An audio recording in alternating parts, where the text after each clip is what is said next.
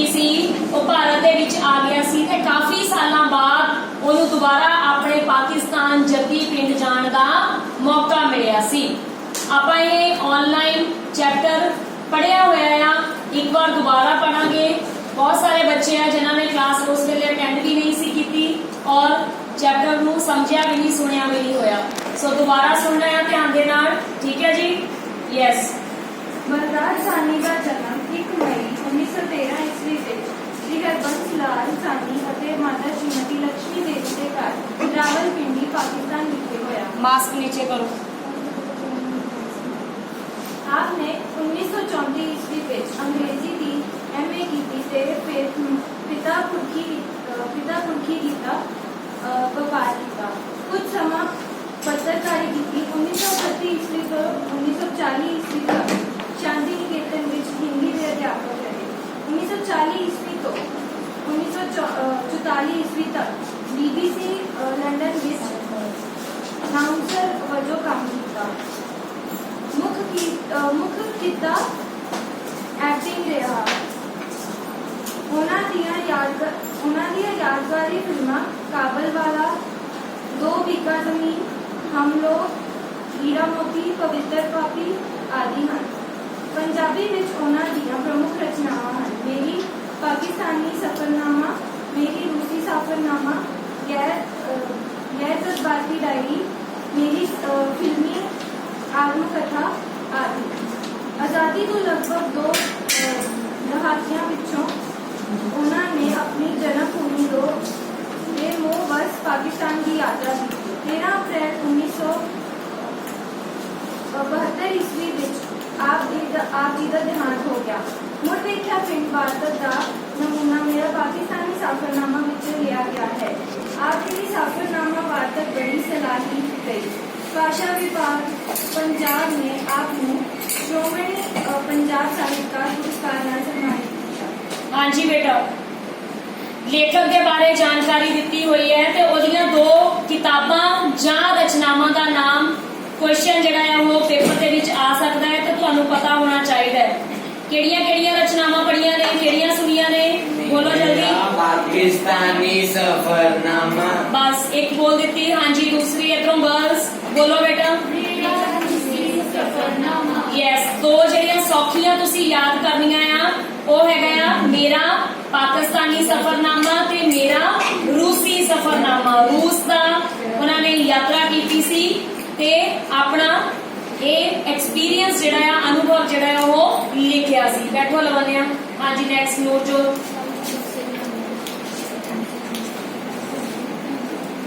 Starting जितो शब्द हैगा पढ़ना उसको पढ़े। मुड़ वेख्या पिंड 16 अक्टूबर 1962 ईस्वी सवेरे उठदियां सार पहला थाने रिपोर्ट लिखाई, फिर बसां दे अड्डे उत्ते जा पुजे। पेरा भी 60-70 मील दा पैंदा सी।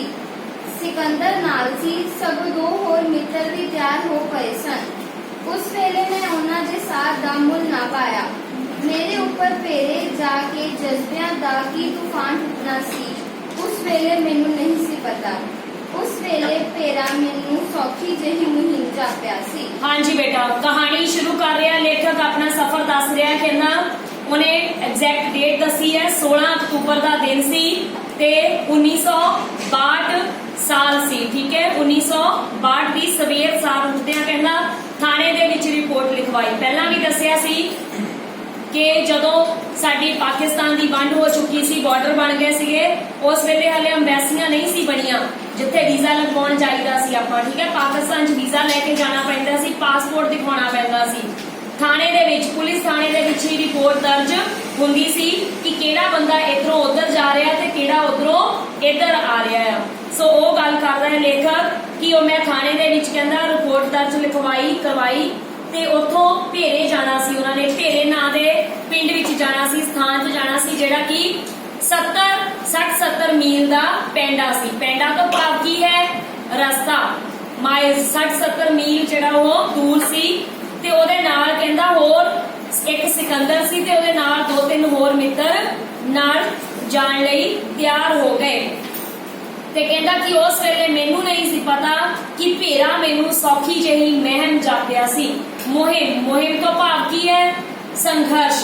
ਮੈਨੂੰ ਲੱਗਾ ਸੀ ਕਿ ਲਹਿਰ ਜਾਂ ਛੋਟੀ ਜਿਹੀ ਲਹਿਰ ਭੇਰੇ ਤੱਕ ਪਹੁੰਚਣਾ ਕੋਈ ਜ਼ਿਆਦਾ ਵੱਡੀ ਗੱਲ ਨਹੀਂ ਹੈ, ਪਰ ਉਹਨੂੰ ਨਹੀਂ ਸੀ ਪਤਾ ਕਿ ਇਹ ਸਫ਼ਰ ਜਿਹੜਾ ਆ ਬਹੁਤ ਲੰਮਾ ਹੋਣਾ ਹੈ।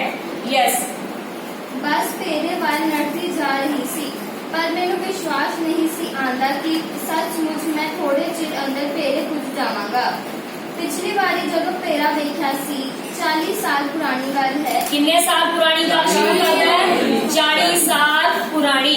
वन वर्ड क्वेश्चन है, अपनी नोटबुक के ऊपर नाल दी नाल लिख लिया करो कि लेखक सफरनामे दे विच किन्ने साल पुरानी अपनी याद जिहड़ी ओह सांझी कर रहा है।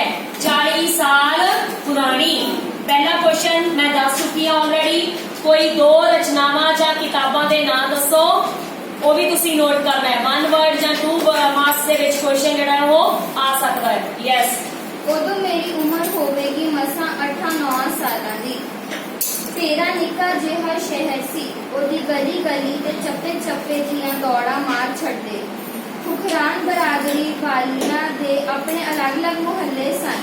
सहानिया दा मुहल्ला, आनंदा दा, कोलियां दा, पता नहीं यह मुहल्ले कदों ते किस तरह बने। अंडरलाइन करो, जेड़ा लोकां दे नाम दे नाल सरनेम लगा हुंदा सी, उस सरनेम दे जरिए जां उस सरनेम दे आधार ते, जाति दे आधार ते लोकां दे रहण दे मुहल्ले जिहड़े सी उस समय डिवाइड कीते जांदे सन। ठीक है, ते किहड़े किहड़े मुहल्लियां दा नाम आया? सानिया दा मुहल्ला, आनंदा दा मुहल्ला। एड़े नूं कन्ना नहीं पाया होया। तुहाडीआं नोटबुक्स मैं चेक कीतियां सी, बहुत सारे बच्चों ने आनंद लिखिया होया है। आनंद नहीं लिखना है, आनंद। जदों भी शब्द भी आनंद लिखना होवे तां असीं की लिखना? एड़ा नन्ने उत्ते टिप्पी दद्दा।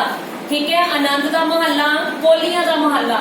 भाव जिद्दां जिद्दां जेड़ी किसी दी जाति नूं बिलोंग करदे सी उस हिसाब नाल मुहल्ले जिहड़े सी लोकां दे वंडे होए सन ते उस मुहल्ले दे विच ओही जाति दे लोक जिहड़े रहंदे सन। बलराज सानी दा मुहल्ला, हुण ओह सानी उन्हां दा नाम है नाल लग्या होया ते ओह सानियां दा मुहल्ला अखवाउणा शुरू हो गया, जिथे सारे ओह ही लोक रहंदे सन। यस। हर मुहल्ले अपना दरवाजा हुंदा सी। मेरी ताई जी मुहल्ले दियां कुछ साधना नाल सवेरे मुंह हनेरे झेलम दरिया इशनान करन जांदे सन। ये 40 साल पहला दे एक्सपीरियंस की गल कर रहे हैं लेखक। ठीक है जी। यस। कदे कदे मैं ते मेरा छोटा भरा भीषम नाल तुर पैंदे सन। पहला पड़ा चिड़ी चौक, दूजा कड़ी पंथ अते तीजा औखा पैंडा दरिया तीजा जो कड़ी मुड़ी छड़ के कदे नेड़े ते कदे दूर चला जाता सी। चिड़ी चौक दे नेड़े एक मैदान विच अनोखा मेला लगा हुंदा सी। सारे शहर दियां कुड़ियां चिड़ियां इत्थे इकट्ठा हुंदियां। कदे कदे राती साडे हेठले सूफे विच त्रिंजन लगदा। मेरियां दोवें भैणां सहेलियां सहित माता जी की चतुर प्रधानगी हेठ सारी की सारी रात चरखा कददियां। सूफे मतलब खुली जगह। एक शब्द आया हेठले सूफे विच त्रिंजन लगदा। ठीक है, त्रिंजन। त्रिंजन तो भाव की है? चरखा कत्तण वालियां कुड़ियां दा इकट्ठ। पुराने समयां दे विच, अज दे टाइम दे विच तां बहुत घट गया है। सिर्फ असी सावन दे महीने, सौण दे महीने दे विच तीयां दा त्योहार ही मनाउने आ। पुराने समयां दे विच त्रिंजन प्रॉपर तरीके दे नाल कुड़ियां जिहड़ियां सी विआहियां औरतां और कुआरियां औरतां सारियां इकट्ठियां होके मनाउंदियां सी। सौण दे महीने दे विच किते पिंड दी खुली थां ते इकट्ठियां हुंदियां अते अपने मन दे दिल दे भाव जिहड़े सीगे ओह नच गा के, गिद्धे पा के, बोलियां पा के साझे करदियां सन ते नाल दी नाल सारी सारी रात उत्थे बैठ के चरखा कतदियां हुंदियां सन, पींगा झुकदियां हुंदियां सन। उस सारे दृश्य नूं की कहा जांदा सी? त्रिंजन। ते इहदा दूजा नाम की है? तीयां दा त्योहार, जो कि सावन दे महीने दे विच, सौण दे महीने दे विच मनाया जाता है। यस। कितनियां ही तस्वीरां कल्पना दे पर्दे उत्ते अक्स पा गईयां। अक्स पा जाना, परछावां। बैठो बेटा। हाँ जी, नेक्स्ट आ जाओ।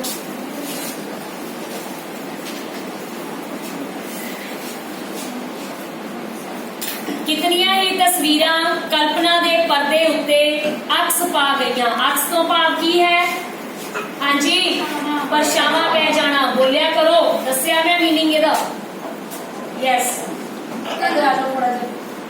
ਹਾਂਜੀ, ਕਣਕ ਦੇ ਹਰੇ ਭਰੇ ਖੇਤ ਜਿਨ੍ਹਾਂ ਵਿੱਚ ਲੁਕਣ ਮਿੱਟੀ ਖੇਡਦੇ ਸਨ, ਜਿਨ੍ਹਾਂ ਦੇ ਬੂਟੇ ਤੋੜ ਕੇ ਤੂਤੀਆਂ ਤੂਤੜੀਆਂ ਬਣਾਉਂਦੇ ਸਾਂ। ਤੂਤੜੀਆਂ ਮਤਲਬ ਬੇਟਾ ਸੀਟੀਆਂ। ਠੀਕ ਹੈ, ਮੈਂ ਦੱਸਿਆ ਸੀ ਪਹਿਲਾਂ ਜਦੋਂ ਕਣਕ ਪੱਕਣੀ ਸ਼ੁਰੂ ਹੋ ਜਾਂਦੀ ਹੈ ਤਾਂ ਉਹਦਾ ਸਿੱਟਾ ਥੋੜਾ ਸਖਤ ਜਿਹਾ ਹੋ ਜਾਂਦਾ ਹੈ। ਉਸ ਸਿੱਟੇ ਨੂੰ ਤੋੜ ਕੇ ਸੀਟੀਆਂ ਬਣਾਉਂਦੇ ਹੁੰਦੇ ਸੀ ਪਹਿਲੇ ਸਮੇਂ ਦੇ ਬੱਚੇ। ਯੈਸ, ਸਿੱਟੇ ਤੋੜ ਕੇ ਸ਼ਰਾਰਤ ਨਾਲ ਰਾਹ ਲਾਉਂਦੀਆਂ ਦੀਆਂ ਸਲਵਾਰਾਂ ਦੇ ਪੌਂਚਿਆਂ ਵਿੱਚ ਘੁਸੇੜ ਸੁੱਟਦੇ ਸਨ। ਠੀਕ ਹੈ, ਔਰਤਾਂ ਲੰਘਦੀਆਂ ਹੁੰਦੀਆਂ ਸੀ ਰਸਤੇ ਦੇ ਵਿੱਚੋਂ ਤੇ ਉਹਨਾਂ ਦੇ ਪੌਂਚਿਆਂ ਦੇ ਵਿੱਚੋਂ ਕਣਕ ਦੇ ਸਿੱਟੇ ਜਿਹੜੇ ਸੀਗੇ ਸ਼ਰਾਰਤ ਦੇ ਨਾਲ ਖੇਤਾਂ ਦੇ ਵਿੱਚ ਲੁਕੇ ਹੋਣੇ ਬੱਚੇ, ਤਾਂ ਉਹ ਸਿੱਟੇ ਜਿਹੜੇ ਸੀ ਉਹਨਾਂ ਦੇ ਪੌਂਚਿਆਂ ਦੇ ਵਿੱਚ ਅੜਾਈ ਜਾਣੇ ਤਾਂ ਜੋ ਆਉਣ ਜਾਂਦੇ ਰਾਹੀ ਨੂੰ ਤੰਗ ਕੀਤਾ ਜਾ ਸਕੇ। ਆਪਣੀਆਂ ਸ਼ਰਾਰਤਾਂ ਸਾਂਝੀਆਂ ਕਰ ਰਿਹਾ ਹੈ ਲੇਖਕ। ਯੈਸ, ਖੂਹਾਂ ਦੇ ਪਾਣੀ ਖੇਤਾਂ ਵਿੱਚ ਸਜਰੀਆਂ ਕੁੱਟੀਆਂ ਮੂਲੀਆਂ ਤੇ ਗਾਜਰਾਂ। ਉਸ ਜ਼ਮਾਨੇ ਤੋਂ ਬਾਅਦ ਕਦੇ ਵੀ ਤਾਂ ਮੈਂ ਫਿਰ ਪੇਂਡੂ ਜੀਵਨ ਦਾ ਸਵਾਦ ਨਹੀਂ ਮਾਣਿਆ। ਸੱਜਰੀਆਂ, ਪੁੱਟੀਆਂ, ਮੂਲੀਆਂ, ਗਾਜਰਾਂ। ਸੱਜਰੀਆਂ ਕੀ ਹੁੰਦੀਆਂ? ਤਾਜ਼ੀਆਂ।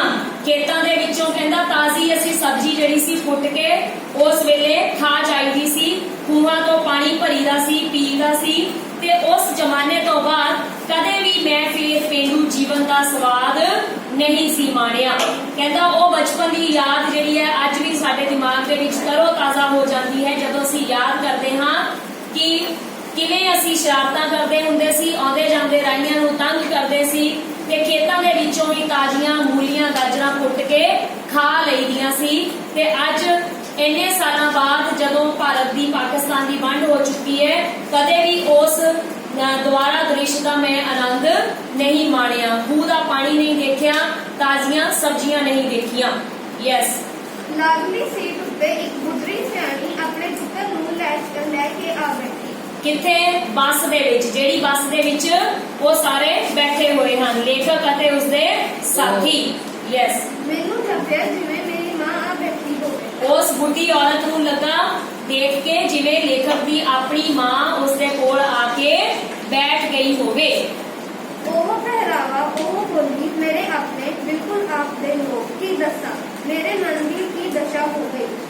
ਬਸ ਭੁੱਲੋਵਾਲ ਦੇ ਅੱਡੇ ਉੱਤੇ ਆ ਰੁਕੀ। ਮੈਨੂੰ ਨਹੀਂ ਸੀ ਪਤਾ ਕਿ ਭੁੱਲੋਵਾਲ ਭੇੜੇ ਤੋਂ ਕੁੱਲ 10-12 ਮੀਲ ਦੀ ਬਾਤ ਉੱਤੇ ਹੈ। ਹਾਂਜੀ, ਇੱਕ ਮਿੰਟ ਬੇਟਾ, ਨੋਟਬੁੱਕ ਚੈੱਕ ਕੀਤੀ ਹੈ ਤੁਸੀਂ? 1 ਵਰਡ ਕੁਐਸਚਨ ਲਿਖਿਆ ਉਹਦੇ ਵਿੱਚ ਬੱਸ ਕਿੱਥੇ ਆ ਕੇ ਰੁਕ ਗਈ ਸੀ? ਭੁੱਲੋਵਾਲ। ਥੋੜਾ ਜਿਹਾ ਸਾਈਡ ਤੇ ਹੋਵੋ ਬੇਟਾ। ਭੁੱਲੋਵਾਲ ਸ਼ਬਦ ਆ, ਨੋਟ ਕਰ ਲਓ ਇਹਨੂੰ ਆਪਣੀ ਨੋਟਬੁੱਕ ਦੇ ਉੱਪਰ। Open your notebook and write down with pen ਔਰ ਪੈਨਸਿਲ। ਭੁੱਲੋਵਾਲ ਸ਼ਬਦ ਆ, ਤੁਸੀਂ ਬਹੁਤੇ ਬੱਚਿਆਂ ਨੇ ਕੀ ਲਿਖਿਆ ਹੈ ਉੱਥੇ? ਭੁੱਲਵਾਲ ਲਿਖ ਦਿੱਤਾ ਆ। ਕਈਆਂ ਨੇ ਭੁੱਲਵਾਲ ਲਿਖ ਦਿੱਤਾ, ਉਹਦੇ ਤੇ ਅੱਧਕ ਪਾ ਦਿੱਤਾ ਹੈ, ਕਈਆਂ ਨੇ ਕੁਝ ਲਿਖਿਆ ਹੋਇਆ। ਔਰ ਰੌਂਗ ਆਂਸਰ ਹੋ ਜਾਏਗਾ ਬੇਟਾ ਜੀ ਭੁੱਲੋਵਾਲ। ਲਲੇ ਨੂੰ ਮੋੜਾ, ਵਾਲੇ ਨੂੰ ਕੰਨਾ ਲੱਲਾ। ਐਗਜ਼ੈਕਟ ਜੋ ਵੀ ਆਂਸਰ ਬਣਦਾ ਟੂ ਦਾ ਪੁਆਇੰਟ 1 ਵਰਡ ਉਹ ਤੁਸੀਂ ਦੱਸਣਾ ਆ। ਬੱਸ ਕਿੱਥੇ ਆ ਕੇ ਰੁਕੀ ਸੀ? ਭੁੱਲੋਵਾਲ। ਯੈਸ, ਡਰਾਈਵਰ ਨੇ ਦੱਸਿਆ ਬੱਸ ਇੱਥੇ ਪੌਣਾ ਘੰਟਾ ਖਲੋਤੀ ਰਹੇਗੀ। ਕੁੱਲ 3 ਘੰਟੇ ਤਾਂ ਰਹਿ ਗਏ ਸਨ ਮੇਰੇ ਕੋਲ ਫੇਰਾ ਦੇਖਣ ਲਈ। ਉਸ ਵਿੱਚੋਂ ਪੌਣਾ ਘੰਟਾ ਇੱਥੇ ਜ਼ਾਇਆ ਹੋ ਜਾਏਗਾ। ਬੱਸ ਕਿੰਨੇ ਘੰਟੇ ਰੁਕਣੀ ਸੀ? ਪੌਣਾ ਘੰਟਾ। ਭੁੱਲੋਵਾਲ ਦੇ ਬੱਸ ਅੱਡੇ ਤੇ ਕਿੰਨਾ ਟਾਈਮ ਬੱਸ ਰੁਕਣੀ ਸੀ? ਪੌਣਾ ਘੰਟਾ। ਯੈਸ, ਤੇ ਲੇਖਕ ਕੋਲ ਪਾਕਿਸਤਾਨ ਦੇਖਣ ਲਈ ਕਿੰਨੇ ਸਮਾਂ ਮਿਲਿਆ ਸੀ? ਲੇਖਕ ਨੂੰ ਕਿੰਨਾ ਸਮਾਂ ਮਿਲਿਆ? 3 ਘੰਟੇ। ਇਹ ਵੀ 1 ਵਰਡ ਕੁਐਸਚਨ ਹੈ, ਨੋਟ ਕਰ ਲਓ ਨਾਲ ਦੀ ਨਾਲ। 1 ਮਾਰਕਸ ਦੇ। ਲੇਖਕ ਨੂੰ ਥਾਣੇ ਵੱਲੋਂ ਜਾਂ ਅਥਾਰਟੀ ਵੱਲੋਂ ਕਿੰਨਾ ਸਮਾਂ ਪਾਕਿਸਤਾਨ ਦੇ ਵਿੱਚ ਰਹਿਣ ਲਈ ਮਿਲਿਆ ਸੀ? ਆਨਸਰ ਆਏਗਾ 3 ਘੰਟੇ। ਯੈਸ, ਆਪਣੇ ਸਾਥੀਆਂ ਤੋਂ ਪੁੱਛੇ ਬਗੈਰ ਮੈਂ ਸਿੱਧਾ ਅੱਡੇ ਤੇ ਮੁਲਜ਼ਮ ਕੋਲ ਗਿਆ, ਜਿਹੜਾ ਇਮਾਰਤ ਦੇ ਬਰਾਂਡੇ ਵਿੱਚ ਕੁਰਸੀ ਢਾ ਕੇ ਹਿਸਾਬ ਕਿਤਾਬ ਕਰ ਰਿਹਾ ਸੀ। ਹਾਂਜੀ, ਮੁੰਤਜ਼ਿਮ ਹੁੰਦਾ ਹੈ ਜਿਹੜਾ ਬੱਸ ਸਟੈਂਡ ਦਾ, ਬੱਸ ਅੱਡੇ ਦਾ ਪ੍ਰਧਾਨ ਹੋਵੇ, ਜਿਹੜਾ ਸਾਰਾ ਪ੍ਰਬੰਧ ਕਰਦਾ ਹੋਵੇ। ਮੈਂ ਉਹਨੂੰ ਦੱਸਿਆ ਕਿਵੇਂ ਮੈਂ 40 ਸਾਲਾਂ ਬਾਅਦ ਕੇਵਲ 3 ਘੰਟੇ ਲਈ ਵਤਨ ਵੇਖਣ ਦੇ ਕਾਬਿਲ ਹੋਇਆ ਹਾਂ ਅਤੇ ਕਿਵੇਂ ਮੇਰੇ ਲਈ ਅੱਡੇ ਉੱਤੇ ਪੌਣਾ ਘੰਟਾ ਗੁਜ਼ਾਰਨਾ ਅਸਹਿ ਹੋ ਰਿਹਾ ਸੀ। ਠੀਕ ਹੈ, ਹੁਣ ਲੇਖਕ ਜਿਹੜਾ ਆ ਉਹ ਆਪਣੇ ਪਿੰਡ ਪਹੁੰਚਣ ਲਈ ਬਹੁਤ ਉਤਾਵਲਾ ਸੀ, ਪਰ ਉਹਦੀ ਇਹ ਉਤਾਵਲਾਪਨ ਦੇ ਵਿੱਚ ਠਹਿਰਾਓ ਆ ਗਿਆ। ਕਿਉਂ ਆ ਗਿਆ? ਕਿਉਂਕਿ ਬੱਸ ਜਿਹੜੀ ਸੀਗੀ ਉਹ ਰਸਤੇ ਦੇ ਵਿੱਚ ਭੁੱਲੋਵਾਲ ਦੇ ਵਿੱਚ ਹੀ ਰੁਕ ਗਈ ਸੀ। ਠੀਕ ਹੈ, ਉਹ ਹਲੇ ਪਿੰਡ ਤੱਕ ਨਹੀਂ ਪਹੁੰਚੀ ਸੀ ਤੇ ਉੱਥੇ ਪੌਣਾ ਘੰਟਾ ਉਹਨਾਂ ਨੇ ਰੁਕਣਾ ਸੀ। ਉਹਨਾਂ ਕੋਲ ਸਿਰਫ 3 ਘੰਟੇ ਸੀ ਤੇ ਕਹਿੰਦਾ ਕਿ ਇਹ ਪੌਣਾ ਘੰਟਾ ਜਿਹੜਾ ਆ ਮੇਰਾ ਬਿਲਕੁਲ ਹੀ ਬਰਬਾਦ ਹੋ ਜਾਵੇਗਾ ਅਗਰ ਬੱਸ ਇੱਥੇ ਹੀ ਇੰਨਾ ਟਾਈਮ ਰੁਕੀ ਰਹੀ। ਯੈਸ, इस आदमी ने भी वही गल कही जो मोहन लाल जी ने कल आखी सी, पर तेरे विच हुण है ही कि जिस नूं वेखण तुरी जा रही हो। ठीक है, मोहन लाल जी ਉਹਨਾਂ ਦਾ ਪਿਛਲਾ ਦੋਸਤ ਕਹਿੰਦਾ ਜਿਹੜਾ ਬੱਸ ਅੱਡੇ ਦਾ ਪ੍ਰਬੰਧਕ ਸੀ ਉਹਨੇ ਵੀ ਮੈਨੂੰ ਉਹੀ ਗੱਲ ਪੁੱਛੀ ਜਿਹੜੀ ਮੋਹਨ ਲਾਲ ਜੀ ਨੇ ਕਹੀ ਸੀ। ਕਿਹੜੀ ਗੱਲ? ਅੰਡਰਲਾਈਨ ਕਰਨਾ ਹੈ ਇਸ ਲਾਈਨ ਨੂੰ। ਹੁਣ ਭੇਰੇ ਵਿੱਚ ਹੈ ਹੀ ਕੀ ਜਿਸ ਨੂੰ ਵੇਖਣ ਲਈ ਤੁਰੇ ਜਾ ਰਹੇ ਹੋ? Question mark. ਕੀ ਕਹਿੰਦਾ ਕਿ ਭੇਰੇ ਵਿੱਚ ਕੀ ਹੈ ਜਿਹਨੂੰ ਵੇਖਣ ਲਈ ਤੁਸੀਂ 40 ਸਾਲਾਂ ਬਾਅਦ ਵਾਪਸ ਪਰਦੇ ਹੋ, ਆਏ ਹੋ? ਯੈਸ, मेरे मुंहों निकलिया की करा मिट्टी खिंच रही है। Very very important line. ਬੈਠੋ ਬੇਟਾ। ਲੇਖਕ ਕੀ ਕਹਿੰਦਾ ਹੈ ਕਿ ਮੇਰੇ ਮੂੰਹੋਂ ਤੋਂ ਅਚਾਨਕ ਇਹ ਸ਼ਬਦ ਨਿਕਲਿਆ ਜੀ ਮਿੱਟੀ ਖਿੱਚ ਲਿਆਈ ਹੈ। ਠੀਕ ਹੈ, ਭਾਵ ਉਸ ਦਾ ਆਪਣੀ ਜਨਮ ਭੂਮੀ ਪਾਕਿਸਤਾਨ ਦੇ ਨਾਲ ਬਹੁਤ ਜ਼ਿਆਦਾ ਮੋਹ ਸੀ, ਪਿਆਰ ਸੀ, ਜਿਸ ਨੂੰ 40 ਸਾਲਾਂ ਬਾਅਦ ਉਸਨੇ ਦੁਬਾਰਾ ਪ੍ਰਗਟ ਕੀਤਾ ਅਤੇ ਉਹ ਆਪਣੇ ਪਿੰਡ ਪਹੁੰਚਣਾ ਚਾਹੁੰਦਾ ਸੀ। ਯੈਸ, ਉਹ ਅਵਾਕ ਜਿਹਾ ਹੋ ਕੇ ਮੇਰੇ ਵੱਲ ਵੇਖਣ ਲੱਗ ਪਿਆ। ਪਤਲੂਨ ਕੋਟ ਵਾਲੇ ਆਦਮੀ ਦੇ ਮੂੰਹੋਂ ਇਹਨੂੰ ਅਜਿਹਾ ਵਾਕ ਸੁਣਨ ਦੀ ਉਮੀਦ ਨਹੀਂ ਸੀ। ਸ਼ਾਇਦ 15 ਮਿੰਟ ਦੇ ਅੰਦਰ ਅੰਦਰ ਉਹਨੇ ਬੱਸ ਤੋੜ ਦਿੱਤੀ। ਹੁਣ ਜਦੋਂ ਲੇਖਕ ਨੇ ਕਿਹਾ ਕਿ ਮੇਰੇ ਕੋਲ ਤਾਂ ਸਿਰਫ 3 ਹੀ ਘੰਟੇ ਆ, ਉਹਨਾਂ ਨੇ ਪੌਣਾ ਘੰਟਾ ਬੱਸ ਰੋਕਣ ਦੀ ਬਜਾਏ ਪਹਿਲਾਂ ਹੀ ਬੱਸ ਜਿਹੜੀ ਸੀ ਸਟਾਰਟ ਕਰ ਲਈ ਤੇ ਅਗਲੇ ਸਫ਼ਰ ਤੇ ਤੁਰ ਪਏ।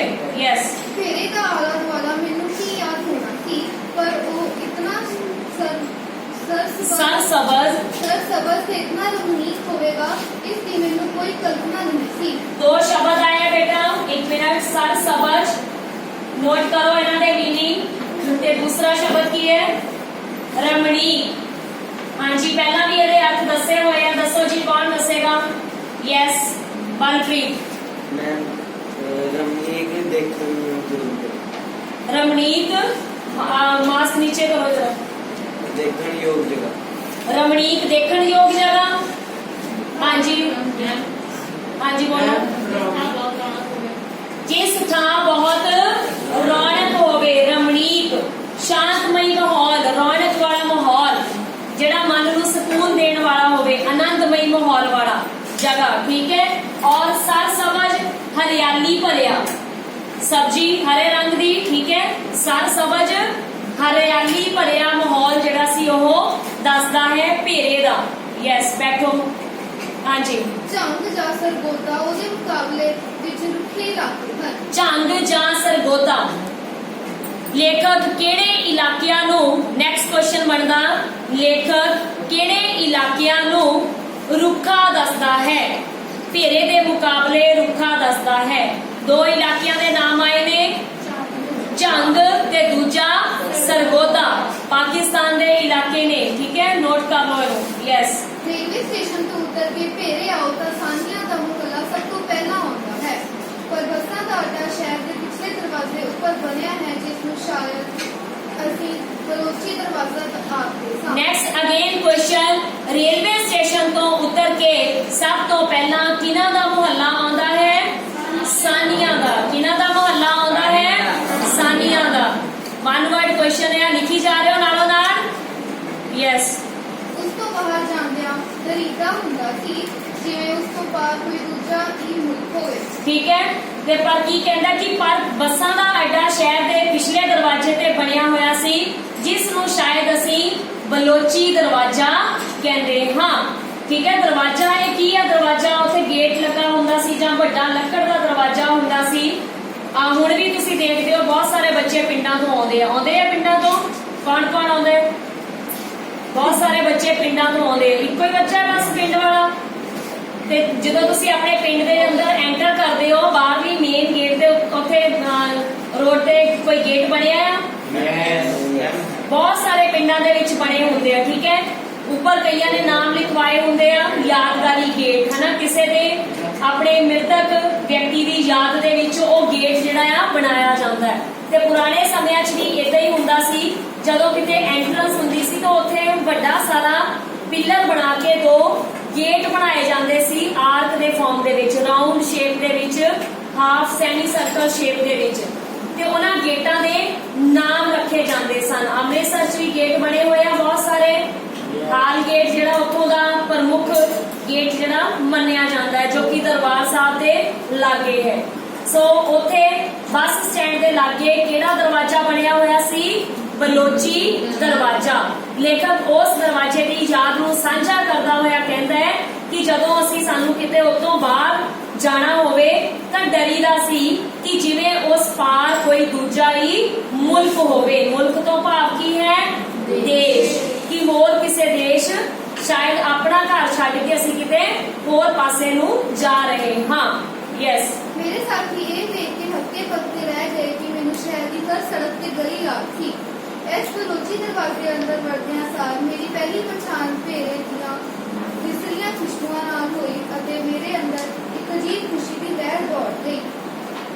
ਤੂੰ ਲੰਗੜੇ ਮਾਰਦਾ ਮੈਂ ਸ਼ਹਿਰ ਦੇ ਦੂਜੇ ਸਿਰੇ ਗੰਜ ਮੰਡੀ ਵਾਲੇ ਚੌਂਕ ਜਾ ਪੁੱਜਾ। ਮੈਨੂੰ ਥਾਣੇ ਦਾ ਵਾਕਿਆ ਵੀ ਯਾਦ ਹੈ। ਇੰਸਪੈਕਟਰ ਮੇਰੇ ਵਾਂਗ ਦੀ ਅਧਖੜ ਉਮਰ ਦੇ ਆਦਮੀ ਸੀ ਅਤੇ ਭੇਰੇ ਦੇ ਬਥੇਰੇ ਸਾਨੀਆਂ ਨੂੰ ਜਾਣਦਾ ਸੀ। ਬੜੇ ਪਿਆਰ ਨਾਲ ਪੇਸ਼ ਆਇਆ। ਸਗੋਂ ਪਾਸਪੋਰਟ ਉੱਤੇ ਆਮਦ ਤੇ ਮੁਕਤਸਰ ਦੋਵਾਂ ਦੇ ਅੰਤਰਾਲ ਇੱਕੋ ਸਮੇਂ ਕਰ ਦਿੱਤੇ ਤਾਂ ਜੋ ਦੁਬਾਰਾ ਕੋਈ ਆਉਣ ਦੀ ਸਾਨੂੰ ਲੋੜ ਨਾ ਪਵੇ। ਯੈਸ। ਹੁਣ ਉਹਨੇ ਪਾਕਿਸਤਾਨ ਦੇ ਥਾਣੇ ਦੇ ਵਿੱਚ ਜਾ ਕੇ ਆਪਣੀ ਐਂਟਰੀ ਕਰਵਾਈ। ਠੀਕ ਹੈ।